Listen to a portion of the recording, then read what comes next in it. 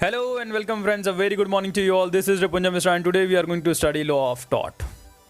तो जब भी मैं कोई सब्जेक्ट स्टडी करता हूँ तो मेरा एक अप्रोच होता है उसको पढ़ने का कि किस तरीके से उसे पढ़ा जाए। और मैं ये चाहता हूँ कि सभी लोग किसी सब्जेक्ट को अगर पढ़ रहे हैं तो एक अप्रोच के साथ पढ़ें, उसकी रियल लाइफ एप्लीकेबिलिटी को भी देखें। ऐसे नहीं कि बस रट लिया और ऑब्जेक्टिव के क्वेश्चन सही कर लिए, मेंस में आंसर सही लिख दिया। ये अप्रोच गलत लगती है मुझे पर्सनली। हालांकि जिनको कॉम्पिटिटिव एग्ज़ाम्स देना है उनके लिए ये अप्रोच कुछ हद तक ठीक है, क्योंकि कॉम्पिटिटिव एग्ज़ाम के बाद तो आपको रियल लाइफ एप्लीकेशन में ही आना पड़ेगा। बेसिकली इंडिया में अगर देखें तो लॉ ऑफ टॉर्ट के केसेस बहुत कम होते हैं, मुकदमे कम होते हैं, मुनसिफ कोर्ट में नहीं जाते हैं।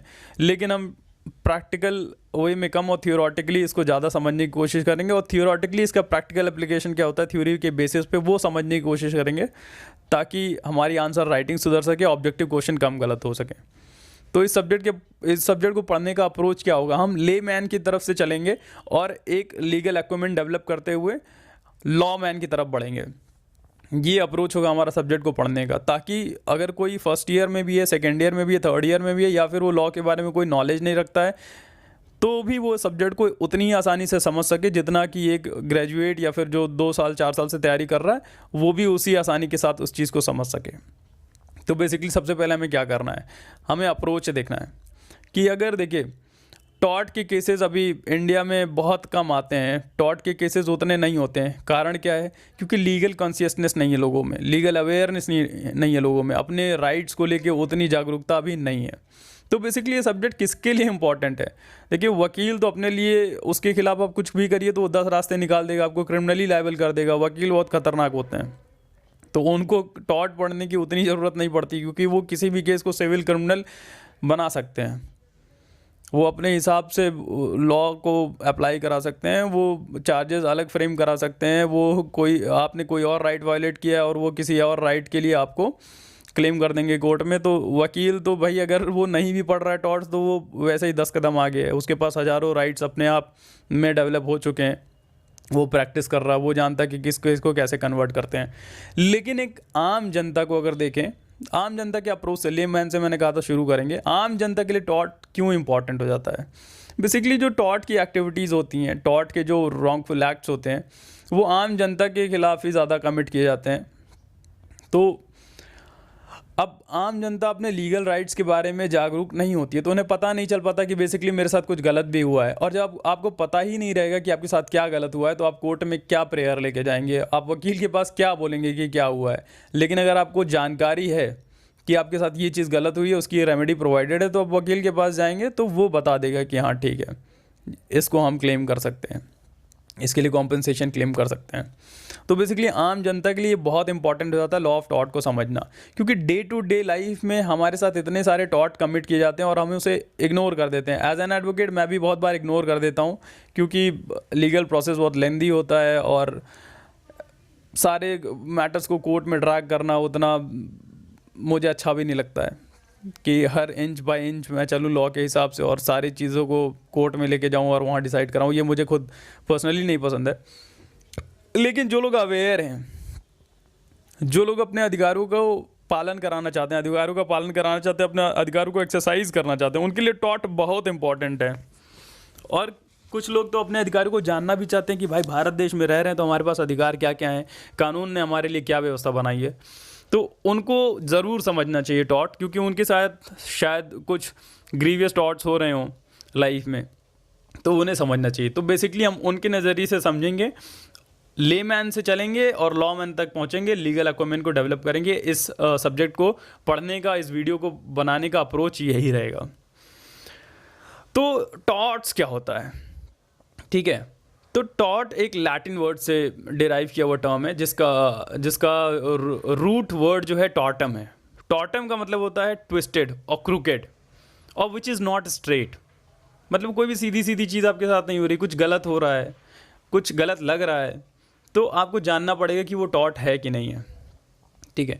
तो टॉर्ट बेसिकली करता क्या है, ये कंट्रोल करता है सोसाइटी के बिहेवियर को, इंडिविजुअल के बिहेवियर को, ठीक है, कि वो सोसाइटी में कैसे रह रहे हैं। और इसका मेन ऑब्जेक्टिव ये होता है कि जो इंडिविजुअल्स के राइट और ड्यूटी हैं उसके बेसिस पे उसका रीजनेबल कंडक्ट डिफाइन करे, और उनको रेमेडीज़ प्रोवाइड करे। और रेमेडीज़ इसमें कैसी होती हैं? रेमेडीज़ पिक्यूनरी होती हैं, ठीक है। अब ये सब मैं क्यों बता रहा हूँ? क्योंकि अगर आप वकील हैं या फिर आम जनता हैं तो आपके दिमाग में हमेशा सवाल आता होगा कि अरे यार, किसी ने माइक चला के रखा हुआ है, किसी ने गड्ढा खोद दिया सड़क पे, किसी ने मेरे घर का रास्ता जाम कर दिया हुआ है, किसी ने मेरे खिलाफ ऐसे डिफेम कर रहा है मुझे। तो हम लोग क्या करते हैं? इन चीज़ों को इग्नोर करते हैं हमेशा से, क्योंकि हमें पता ही नहीं है कि ये हमारे साथ गलत हो रहा है, ये हमारे लीगल राइट का वॉयलेशन हो रहा है।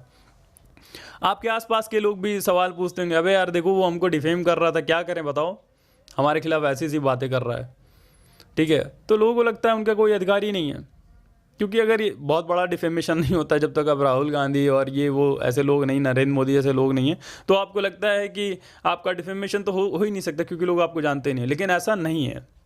तो इस अप्रोच से हम पढ़ रहे हैं कि आम जनता की प्रॉब्लम भी सॉल्व हो, आम जनता जागरूक भी हो, और हमारे जो मेंस आंसर राइटिंग में हो एक प्रैक्टिकल अप्रोच दिखे, ऑब्जेक्टिव क्वेश्चंस को देख के एक थॉट प्रोसेस डेवलप हो।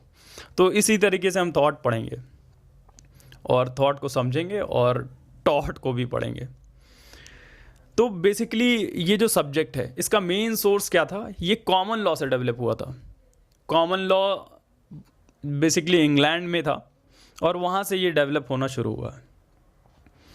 और जैसे जैसे इंग्लिश कोर्ट्स में जजमेंट आने लगे और ये टॉट डायनेमिक था ही, तो ये डेवलप होने लगा और नए टॉट बनने लगे टाइम टू टाइम। टॉट मतलब नए अधिकार बनने लगे लोगों के, लोग जागरूक होने लगे, तो उन्होंने कहा ये भी टॉट है, वो भी टॉट है। और बेसिकली ये पूरा टॉट एक मैगज़ीन पे बेस्ड है, ubi jus ibi remedium, where there is right there is remedy, ठीक है। तो अगर आपका रेमेडी, आपके पास रेमेडी नहीं है तो राइट का कोई मतलब नहीं है, और अगर आप राइट को जान ही नहीं रहे हैं तो फिर रेमेडी का कोई मतलब नहीं है। तो ये दूसरे से आपस में रिलेटेड है। जो डेवलप्ड कंट्रीज़ हैं वहाँ पे टॉट बहुत ही पावरफुल ब्रांच है लॉ का। आप देखिए यूनाइटेड स्टेट्स ऑफ अमेरिका में वहाँ पे टॉट के बहुत केसेस आते हैं, लोग अपने अधिकार को लेके बहुत जागरूक हैं, और वहाँ पे जजेस ने अडाप्ट किया फ्रॉम टाइम टू टाइम कि भाई टॉट ऐसे ऐसे डेवलप हो रहा है तो हमको इस तरह से टॉट को एग्जीक्यूट कराना पड़ेगा और टॉट को इस तरह से देखना पड़ेगा। लोगों के अंदर ज़ील थी और वो लोग टॉट को समझने के लिए और लोग अपने राइट्स को जानने के लिए उतावले थे डेवलप कंट्रीज़ में, क्योंकि वहाँ पे फर्स्ट वर्ल्ड प्रॉब्लम हैं, और तो फिर वहाँ पे लोगों के पास पैसा है और टाइम भी है और थोड़ा दिमाग भी है, तो वो लोग समझते हैं कि मेरे साथ कुछ गलत हो रहा है तो मुझे इसका कॉम्पनसेशन मिलना चाहिए। बट इंडिया में एग्जैक्टली अपोजिट है। उनको लगता है कि उनके साथ गलत हो रहा है तो शायद भगवान चाहते होंगे गलत हो रहा है, भगवान सजा देंगे। तो ये इस सोच के साथ इंडिया में ज़्यादातर लोग रहते हैं, इस वजह से शायद टॉट इतना डेवलप नहीं हो पा रहा है। तो आगे देखते हैं टॉट में क्या है। इंडिया में बहुत ही नैरो कंसेप्ट है टॉट का, और जो मैं बोल रहा हूँ ये किताबों में लिखा हुआ है। मैं किताबों की फ़ोटोज़ भी दे दूँगा आप लोग को वीडियोज़ में आगे चल के, ठीक है। तो अब लॉ ऑफ टॉट इंडिया में क्यों एप्लीकेबल नहीं हो रहा है, ठीक है, उसके कुछ कारण हम समझने की कोशिश करेंगे। क्योंकि यहाँ पे लॉ जो है अनसर्टेन है, मतलब लॉ ऑफ टॉट अनसर्टेन इसलिए है क्योंकि लोगों को पता नहीं है और ये कहीं पे कॉडिफाइड नहीं है, ठीक है। तो ये अनसर्टेनिटी ऑफ लॉ है एक कारण मेन जो इंडिया में एप्लीकेबल नहीं है, और lack of political consciousness, illiteracy, poverty and expensive and dilatory judicial system, इस वजह से इंडिया में ये एप्लीकेबल नहीं हो पा रहा है। और जो रूल था टॉट के जो रूल्स एंड रेगुलेशन थे वो ब्रिटिशर्स के टाइम पे फ्रेम हुए थे इंडिया में, और उसी टाइम पे कॉमन लॉ जो टॉट था, कॉमन लॉ से जो डिराइव टॉट था वो ब्रिटिश में भी एप्लीकेबल हो रहा था। लेकिन आप ब्रिटिश को देखेंगे तो वो बहुत ज़्यादा डेवलप कर लिया टॉट में, ठीक है। और इंडियन टॉट अभी भी उतना मतलब डेवलप नहीं कर पाया है, पता नहीं क्यों। शायद मैंने कारण बताए हैं लेकिन मुझे ये एग्जैक्ट कारण नहीं लगते हैं। कारण बहुत सारे हैं कि थॉट प्रोसेस जो है इंडियन लोगों का वो थोड़ा सा शांति से चलने वाला है, बहुत ज़्यादा अपने लीगल राइट को अवेयर नहीं, टाल मटोल करने वाला है। तो ये सारी चीज़ें हम आंसर में नहीं लिख सकते हैं। आंसर में तो केवल हम ये लिखेंगे uncertainty of law, lack of political consciousness, illiteracy, poverty and expensive and dilatory judicial system, ये लिखेंगे। और लॉ ऑफ टॉट जो है इंडिया में कॉन्स्टिट्यूशन में एक आर्टिकल है, आर्टिकल 372, ठीक है, वहाँ से डिराइव करता है अपनी पावर। आपने ये तो देखा कि लॉ ऑफ टॉर्ट का अगर ब्रीच हो रहा है तो सिविल लाइबिलिटी भी बनती है और क्रिमिनल लाइबिलिटी भी बनती है। तो इसी के साथ मेंस में क्वेश्चन भी आते हैं कि टॉर्ट मतलब टॉर्ट और क्राइम में डिफरेंस बता दीजिए। तो चलिए टॉर्ट और क्राइम के डिफरेंस देख लेते हैं, ठीक है। तो जो टॉर्ट होता है, पार्टीज उसमें कॉम्प्रोमाइज़ कर सकती हैं और अपने डिस्प्यूट्स होते हैं फ्रेंडली रूप से सेटल कर सकती हैं, फ्रेंडली सेटल कर सकती हैं, ठीक है। लेकिन क्राइम जो होता है वो स्टेट के अगेंस्ट होता है, सोसाइटी के अगेंस्ट होता है, इसलिए उसमें कॉम्प्रोमाइज़ नहीं होता है। हालांकि कुछ क्राइम्स में कॉम्प्रोमाइज़ कर सकते हैं अगर वो बहुत ही सुपरफिशियल नेचर के हैं, बहुत ज़्यादा ग्रेव हार्म नहीं हुआ उसमें, तो उसमें आप कॉम्प्रोमाइज़ कर सकते हैं। और वो सेक्शन 320 सीआरपीसी में प्रोवाइडेड है कि वो कॉम्पाउंडेबल है। तो एक ये डिफरेंस हो गया। दूसरा, मेंसरिया का टॉर्ट में बहुत ज़्यादा इंपॉर्टेंस नहीं है। बहुत ही कम केसेस हैं जिसमें मेंसरिया की एप्लीकेबिलिटी को चेक किया जाता है, लेकिन ज़्यादातर मेंसरिया की ज़रूरत नहीं है। फॉर एग्जांपल डिफेमेशन कर रहे हैं तो उसमें मेंसरिया की ज़रूरत नहीं है। लेकिन अगर हम क्राइम की बात करें तो मेंसरिया स्पेसिफिकली प्रूव करना पड़ता है हर क्राइम में। कुछ क्राइम को हटाया गया है, जैसे टॉर्ट और क्राइम में यही डिफरेंस है कि टॉर्ट में जो है कुछ केसेस में मेंसरिया रिक्वायर्ड होते हैं और क्राइम में कुछ केसेस में मेंसरिया नहीं रिक्वायर्ड होते हैं, जैसे डिफेमेशन हो गया, बाइगेमी हो गया, इसमें इंटेंशन की ज़रूरत नहीं होती है। तो ये भी एक डिफरेंस है इंटेंशन का। तीसरा है, टॉर्ट में लिमिटेशन होता है। ऐसा नहीं कि आपको किसी ने गड्ढा खोदा था 4 महीने पहले और आप आज जाके क्लेम कर रहे हो कि आज आप रियलाइज़ कर रहे हो कि मैं तो इसका क्लेम कर सकता हूँ। इसलिए जानकारी होनी चाहिए आपके पास तुरंत, और तुरंत एक्शन लेने की भी कोशिश करनी चाहिए, ठीक है। तो लॉ ऑफ टॉर्ट में एक लिमिटेशन पीरियड होता है कि ऐसा नहीं 6 साल पहले किसी ने आपको गाली दी थी तो आज आप आके टॉर्ट का एक्शन ले रहे हैं। लेकिन अगर हम क्राइम में देखें तो क्राइम में जो सीरियस ऑफेंसेस हैं उनमें कोई लिमिटेशन नहीं होती हैं। कुछ लिमिटेशन प्रोवाइड करी गई हैं कि भाई इसका 3 साल तक कोई सीरियस ऑफेंस है तो 3 साल तक उसका ले सकते हैं कॉग्निजेंस। अगर वो 1 साल 6 महीने से 1 साल तक पनिशेबल है तो 1 साल तक का लिमिटेशन पीरियड होता है। अगर 6 महीने तक पनिशेबल है तो 6 महीने का लिमिटेशन पीरियड होता है। ये खैर तो ये सीआरपीसी में प्रोवाइडेड है बहुत एक्सप्लिसिटली, तो उसको हम उसी सब्जेक्ट में पढ़ेंगे।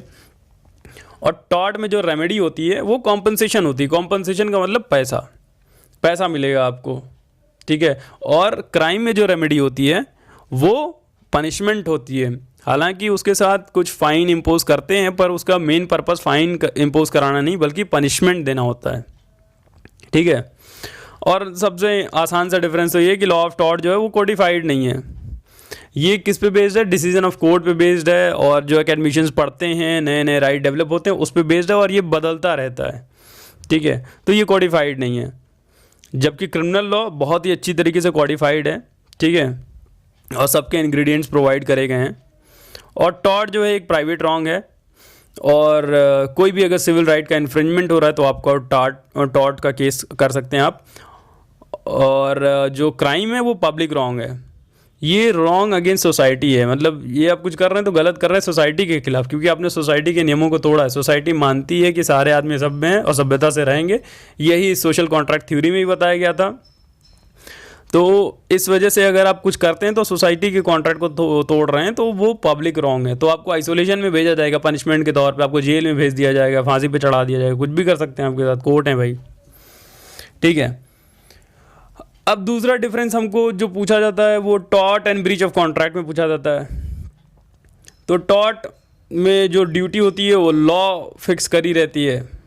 टॉर्ट में जो ड्यूटीज़ होती है वो लॉ फिक्स करती है, और कॉन्ट्रैक्ट में जो ड्यूटी फिक्स करती है पार्टीज फिक्स करती है। फॉर एग्जांपल हम देखें कि कॉन्ट्रैक्ट में अगर ड्यूटीज़ फिक्स हो रही हैं तो हम ही डिसाइड करते हैं कि बेसिकली रेंट क्या होगा, अगर नहीं दे रहे हैं तो क्या होगा, कितने % का रेट ऑफ इंटरेस्ट लगेगा, और हम किस किस चीज़ पे अग्री कर रहे हैं, किस किस चीज़ पे डिसअग्री कर रहे हैं। तो ये इसमें ड्यूटीज़ जो फिक्स होती हैं पार्टीज़ की द्वारा फिक्स होती हैं।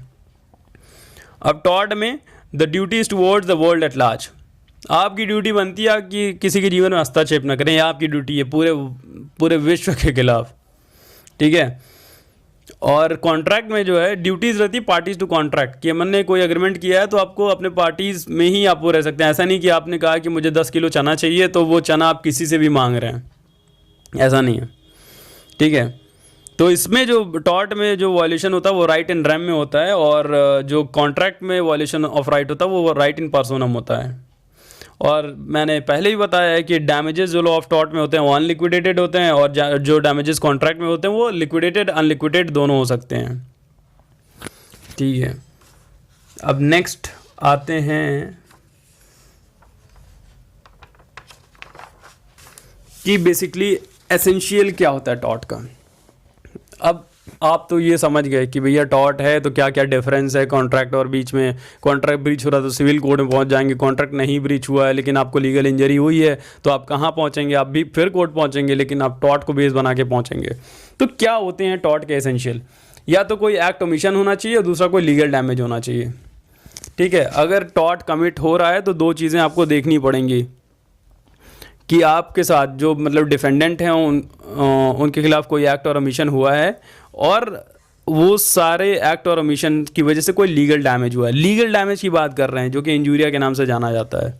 एक्ट और ओमिशन को समझने के लिए आप ये समझ लीजिए कि कोई नॉर्मल इंसान अपने डेली रूटीन में कोई काम कर रहा है या फिर ड्यूटी बाउंड है करने के लिए और वो काम नहीं कर रहा है, इसकी वजह से आपको लीगल डैमेज हो रहा है, लीगल इंजरी हो रही है, तो वो ओमिशन के थ्रू हो रही है। उसने काम नहीं किया, उसकी वजह से आपको लीगल इंजरी हो गई तो वो ओमिशन हो गया। और कोई व्यक्ति है जिसको ये पता है कि उसको ये काम नहीं करना चाहिए लेकिन वो फिर भी वो काम कर रहा है, इसकी वजह से अगर आपको कोई इंजरी लीगल इंजरी हो रही है तो वो एक्ट की वजह से हो रही है। तो ये दो तरीके की चीज़ें हो गई। अब लीगल डैमेज को समझ लीजिए। लीगल डैमेज क्या होता है? बेसिकली लीगल डैमेज दो मैक्सिम पे बेस्ड हैं, injuria sine damnum and damnum sine injuria. Injuria sine damnum का मतलब क्या होता है? Violation of right. ठीक है, violation of rights without damage, कि आपका राइट तो वायलेट हुआ लेकिन कोई डैमेज नहीं हुआ, तब भी आप क्लेम कर सकते हैं। और डैमनम साइन इंजूरिया, कि आपको इंजरी तो हुआ है, सॉरी आपको डैमेज तो हुआ है पर कोई लीगल राइट का वायलेशन नहीं हुआ है, तो इस केसेस में आप कोर्ट के पास नहीं जा सकते। तो ये दोनों चीज़ें समझिएगा कि आप कब कोर्ट में जा सकते हैं, कब कोर्ट में नहीं जा सकते हैं। फॉर एग्जांपल आपका कोई डैमेज पहुंचा है पर आपके पास कोई लीगल राइट ही नहीं था तो आप कोर्ट नहीं जा सकते। यही समझाने की मैं कोशिश कर रहा हूँ कि अगर आपको अधिकार पता रहेगा तो आप कोर्ट को ओवर बर्डन नहीं करेंगे, केसेस को ईजिली सॉल्व होने में मदद करेंगे, आप भी, आम जनता भी, और वकीलों को भी समझ में आएगा कि भाई हाँ ये इसमें कोई लीगल रेमेडी नहीं, मतलब लीगल राइट वायलेट नहीं हुआ है तो इसको कोर्ट में नहीं जाना चाहिए, आउटसाइड कोर्ट इसको सेटल करिए।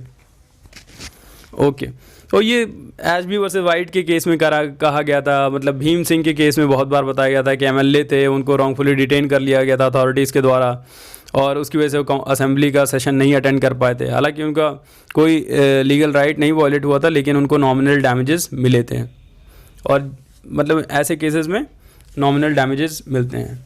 अब नेक्स्ट मैक्सिम पे आते हैं, ओबी जस्ट ओबी रेमेडियम। मैंने पहले ही एक्सप्लेन कर दिया, where there is right there is remedy.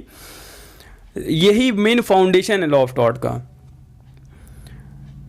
इसका कहने का मतलब ये है कि लॉ ऑफ टॉर्ट ये प्रोवाइड करता है कि कोई भी अगर आपके खिलाफ रॉन्ग हो रहा है तो वो बिना रेमेडी के नहीं हो सकता है, रेमेडी आपको दी जाएगी। ठीक है, तो ये था आज का लेक्चर। आपको लेक्चर पसंद आया हो तो हम नेक्स्ट वीडियो बनाएंगे, और नहीं पसंद आया हो तब भी हम बनाएंगे। धन्यवाद।